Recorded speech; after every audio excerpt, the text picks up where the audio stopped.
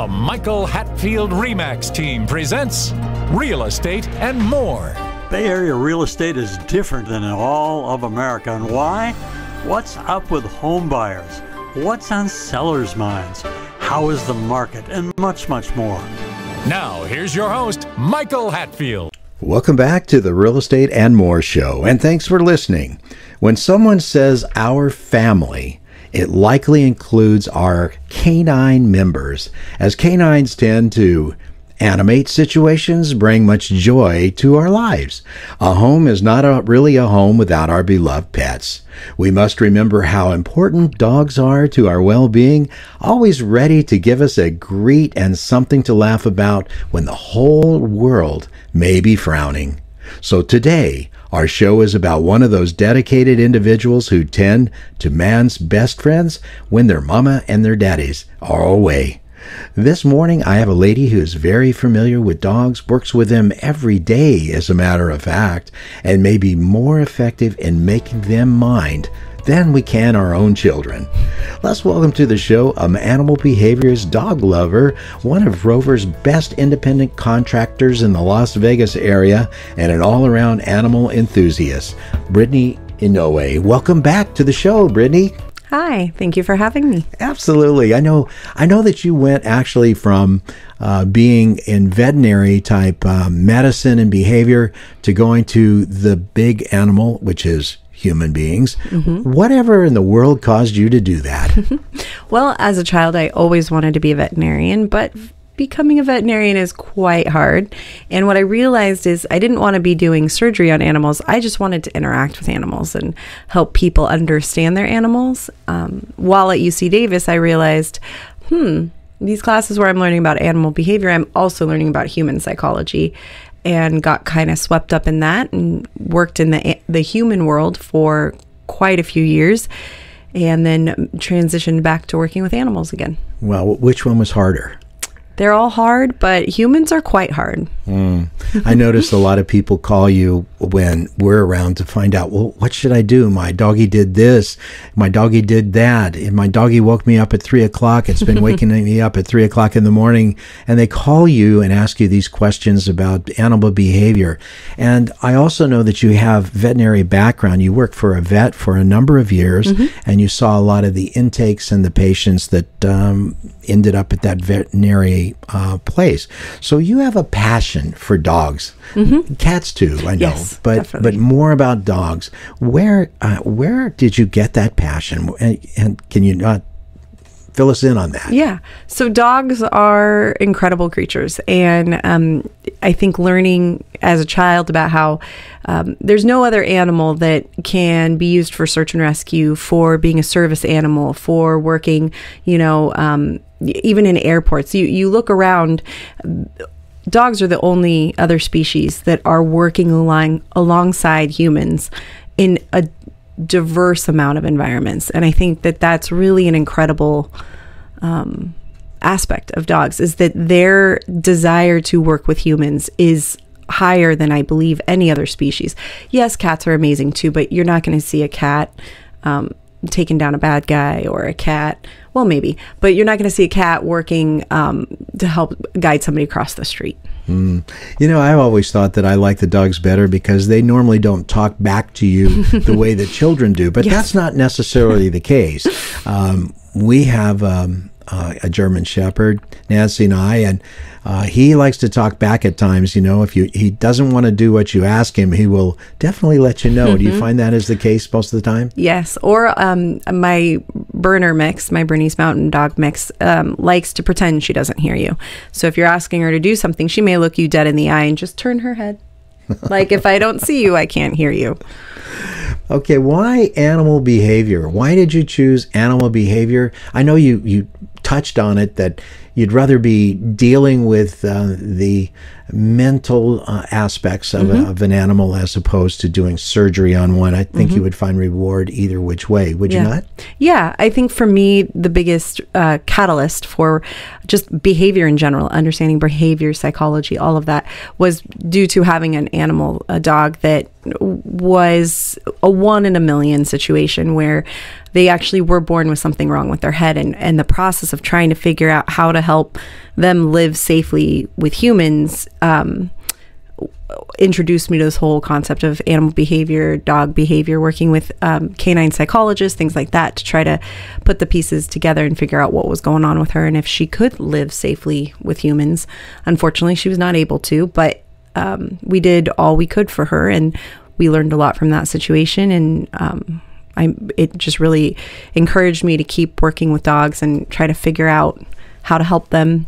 Because most of the time you have a dog that makes a poor choice, there's a reason behind that. And if you can address that and figure it out and problem solve it and set up the environment a little bit different, you can help that dog relearn how to be in those situations safely.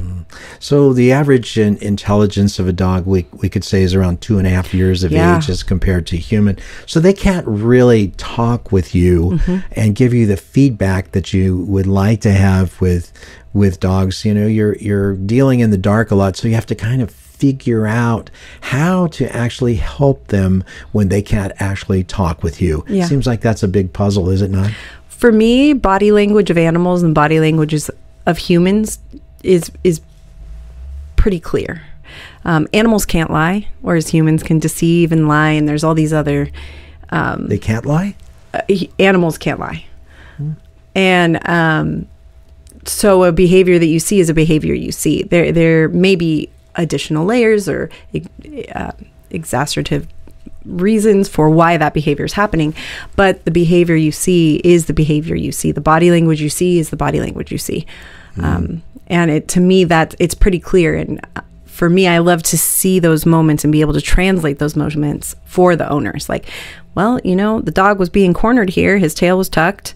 His head was back. And you, for some reason, thought that meant the dog wanted to be pet, and then you got bit. And it's like, the body language really, really very clear that the animal was fearful, felt cornered, didn't feel safe. Yet you crossed their boundaries to try to pet them. And your reward was you got bit. There are several individuals nowadays that actually focus on animal behavior. And being that you're one of them, but then there's some very well-known public figures that have made their notoriety or fame out of being behaviorists for dogs. You know, they call them the dog whisperers and the horse whisperers and all this stuff.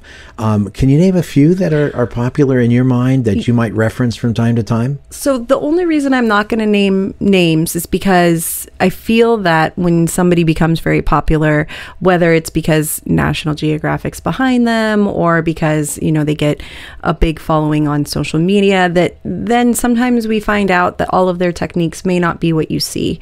So what I would suggest that if you are interested in finding a behaviorist for your animal, that you develop a list of what you want to work with that behaviorist, and then you listen and kind of decipher what type of trainer would be best for you. And I could possibly help in that situation. So you could, viewers, you could call Brittany on this one, and she would help you out as far as pointing you in the right direction. You're listening to Real Estate and More Show, and we have Brittany Inouye on the show today, an animal behaviorist. I would call her an expert. She might not, because she's a little bit shy in saying those words, but she really knows her stuff about dogs. She loves dogs. She takes care of them down in the Las Vegas area. She does a wonderful job. Glad you're listening. Let's now back to the show. So you gravitated back to animals, and we talked about that, but just only animal behavior. That's your thing. You don't try to determine that there's a correlated illness underlying that may need a surgical expert or a veterinary person, or you do? So the approach, something I did learn working with humans, is the big rule in human psychology and in social work and psychology, which is all what I used to do, is that you always rule out medical. So if somebody comes to you, let's just take it to the human. If somebody comes to you and they're acting very bizarre and they're doing these really weird things, you don't just slap what's called a DSM diagnosis on them and go, okay, well, they've got schizophrenia. You go, well, you know, maybe we should take some blood. Maybe we should look, you know, for our older generations, that can be people that have, a UTI that can cause some behavior changes. They could be somebody who are experiencing a diabetic crisis that affects their mentality. So the same thing applies to animals. If you have a new onset behavior in an animal and you've never seen this before and you can't easily explain like, oh, well, they tried to bite me because they're hurt, you want to talk to your veterinarian. We're going to take a short break. We'll be right back. RE/MAX. And here's Michael Hatfield. 750 Ruth Drive is a rare opportunity to live in the desirable and delightful neighborhood community of College Park in Pleasant Hill. Delight in this tasteful, single-level home that's newly refreshed with attractive updates. Now it's someone's dream home. Enjoy 2 to 3 bedrooms, a living room, a huge family room, and a dining area and a total living space of 1,550 square feet. With newly refinished hardwood floors, luxury vinyl flooring, updated baths, and new paint inside and out. Just imagine how all will enjoy family and friends gatherings in this home. The charming character of this Pleasant Hill dream home impresses and just awaits for you to make it your own. Call us now. Get help with buying or selling by calling the Michael Hatfield RE/MAX support team at 1-800-800-5763. That's 1-800-800-5763. And now, back to our show. And have a check over, because it could be something as simple as an ear infection that has been brewing and they're in pain, or it could be arthritis. It could be a number of things. So if there's a new change in their behavior that you can't explain by like that we just moved or a baby was born or something like that, talk to your veterinarian, because you want to rule out a medical basis before you ever try to do an intervention behaviorally. Sounds smart to me. I noticed a change in the way that people look at their dogs anymore. They make them part of their family. And thus, many of the veterinarians are taking it much more professionally than they used to be in the past. And, I have to recommend folks, if you have a dog, you might want to get pet insurance, because it helps if you try to maintain your puppy at the level that you would like him to be as a family member. Because if you lose a family member as a puppy, it hurts. I have people tell me all the time, I had the best puppy ever and I love that dog. I had him for 15 years and then it hurts so bad when they leave you that they no longer want to have all of the love for that 15 years. And really, it's really not the way to look at it. No. You want to perpetuate that love that you have. Absolutely. I have to say, when we had the one white shepherd that went away from us at 13, she was amazing dog. Nance woke up in the mornings and she was just whimpering, like, sobbing because she missed that dog. I said, you know what? I can't go on with this. This is not it. But I love that dog so much. You can't replace him. But the fact is, we did, after 2 weeks, we found Harley, and you would say it's a displacement. But then again, you can also look at it as a continuance of the love that the puppies give to the parents. Would you not think that? Absolutely. I myself have lost what I've called as my soul dogs. And sometimes it's been months before I can look at another dog as bringing into my home. And then sometimes it's like the house is just too empty.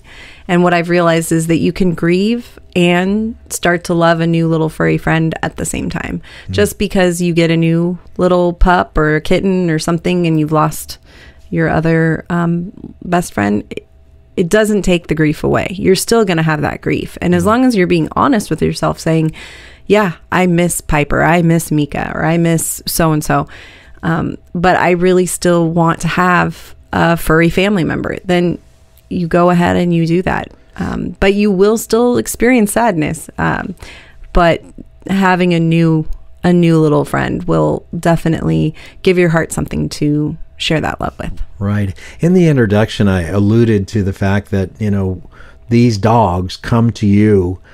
You might have only been gone for maybe 5 minutes, and then you come back home and they greet you like you've been gone for 3 years. Yeah. And they give you a wonderful feeling of love that it's hard to find anywhere. Yeah, absolutely. It's pure.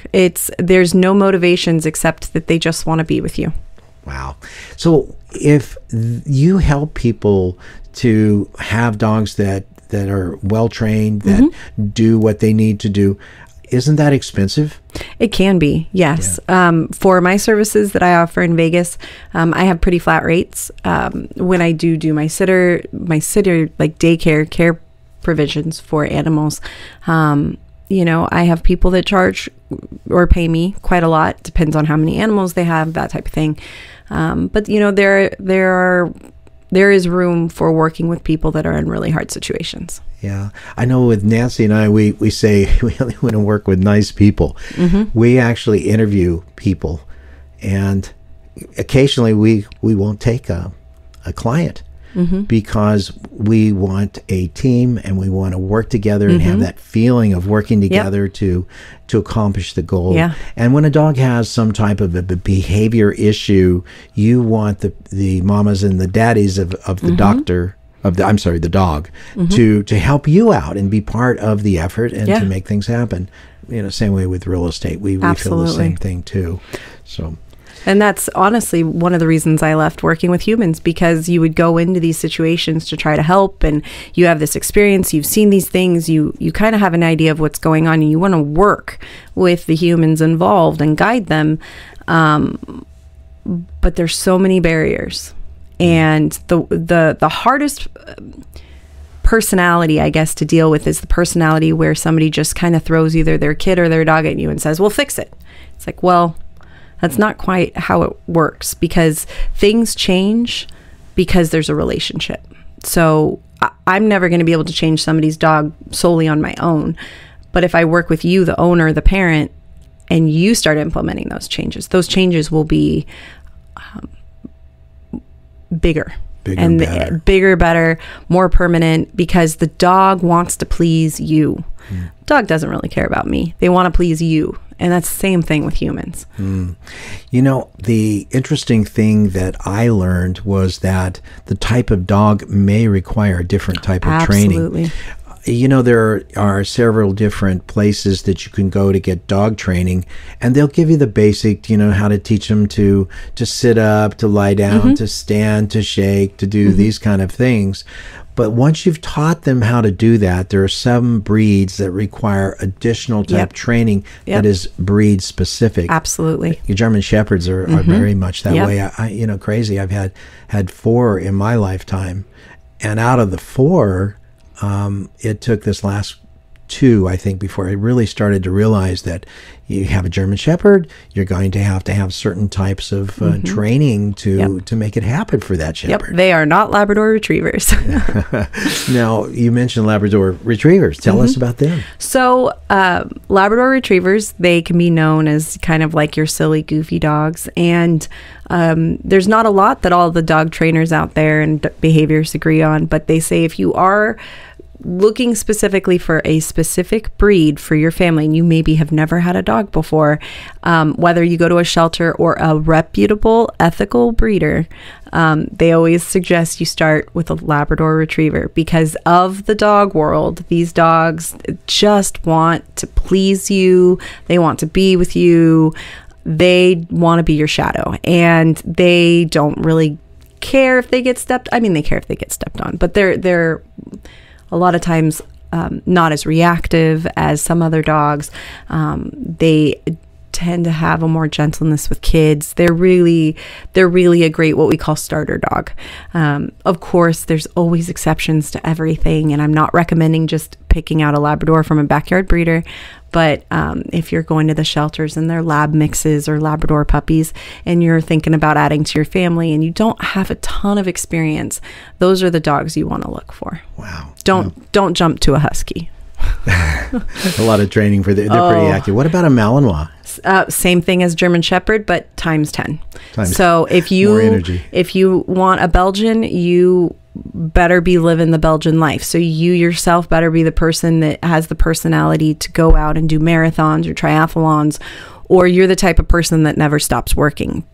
That's the type of temperament you have in a Belgian. The reason that they excel so well doing police work, military work, search and rescue work is because their drive to go to solve problems, to please their leader is so high.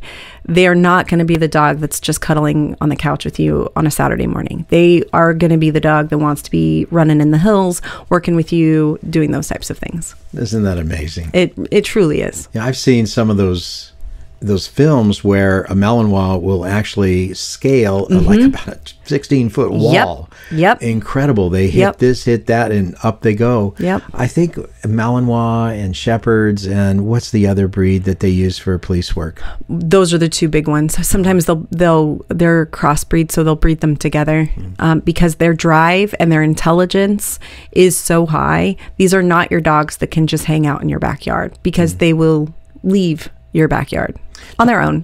What about the training for a Malinois or a German Shepherd to become a police dog? Quite a bit different than intense. What you do. Yes, right? Absolutely. So those are, they actually have organizations that do that. Yes, there is some in-home like training of like how to be with humans, but a lot of it is they specifically temperament test these dogs as puppies. And it's amazing to me.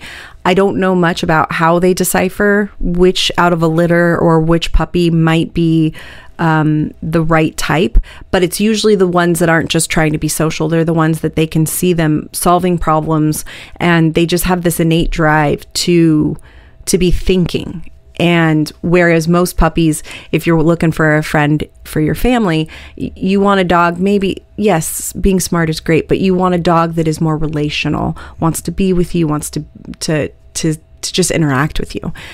Belgians and Shepherds as such, they really they want to work with you while going away from you and coming back and going away from you and coming back. Mission oriented. Yes, absolutely. Very mission absolutely. oriented. Think your SEAL team, individual personalities. The people that end up on a SEAL team, those are your Belgians. Those are your German Shepherds. You notice I can get my dog, Harley, to look me in the eye, and I can actually talk with him if I talk real slow and he maintains his attention on me instead of everything else that's happening around in the room, because they're very protective. Yeah. I can get him if he, do you understand what I'm saying?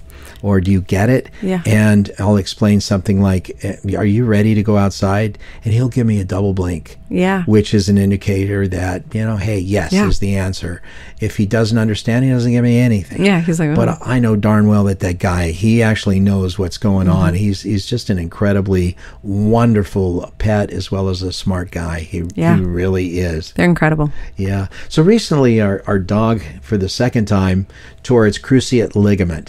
So this is another reason that you want to have pet insurance if you possibly can, because today you want to take care of that cruciate ligament. The actual recovery from that is like 16 plus weeks, and then it's still weak and you have to rehab it. There are actually rehab facilities now for canines where they have them walk in a water, which is up to the bottom of their withers, I guess you would call it, and they'll walk in there and they'll prance because the water causes them to lift their leg and to help develop it again back to the strength that it was prior to the accident and the surgery, and then they motivate them and bribe them a little bit with peanut butter. Have you seen that happen? Yeah, I have. Treadmill. Yeah, we do. We actually have I believe 1 or 2 facilities in Vegas. I've had a couple of clients take their dogs there for rehab. It actually works pretty well with Harley. So I've been really interested in seeing him recover that way. So with your long-term involvement with dogs, are you considering authoring a book on helping others, just to help other people that possess dogs and love dogs as much as you do? It is on the to-do list. It is on the plans for my life. It's a little bit busy right now in this season of my life. Oh, you have children. Yes, I do. You have the real dogs. And 2 children, 2 dogs, cat, a hamster, husband. Husband should be at the top of the list. And it is busy, and sometimes helping the whole household keep their sanity is the priority. So eventually I would like to write a book, some of my thoughts about working with animals and humans down. Well, you certainly do a good job with it, for sure. Well, thank you. If you were to describe dogs in one word, words, phrase, or something of that nature, what would you use to define pet dogs? I would describe them as miracles with little jackets on, fur jackets on, because they're miracles. Fur jackets on. So in conclusion, do you have any words to pass on to doggy moms and dads? Absolutely. I would say, just like we say to humans, dealing with humans, have a lot of patience. Also be very consistent. Wow. Well, thank you for being on the show, Brittany Inouye. Folks, if you're ever in Las Vegas and you need to know more about Rover services and more about your doggy, give us a call, 925-322-7775, and we'll connect you up with Miss Inouye. And she's just an amazing lady. She loves pups, and she really puts her heart into it. So I hope you've enjoyed our show this morning with Brittany, animal behaviorist, animal lover, Rover contractor, and all-around knowledgeable dog person. I appreciate Brittany coming back on the show. It's the second time around, and talking about her dogs being family members as well. You've been listening to the Real Estate and More show, and we have been talking about man or women's best friend. Next week, I hope that you tune in and just have a blessed week between now and then. Thank you for being on the show, Brittany. Thank you for having me. Please remember to go to our new YouTube handle, My Real Talk Show. That's My Real Talk Show at youtube.com, and touch that subscribe button. You can also find past aired shows at our handle, My Real Talk Show, on youtube.com.